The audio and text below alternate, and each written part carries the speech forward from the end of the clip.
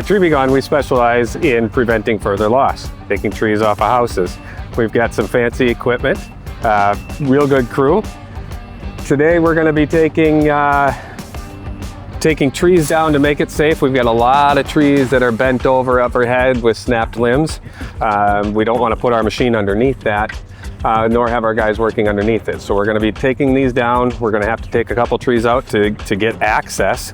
We've got one tree on the house. We've got another leaning up against it. I think we have 5 in the driveway, and then at least 1 over the septic and 1 laying on the septic tank itself. So pretty involved. We're going to have a lot of wood coming out.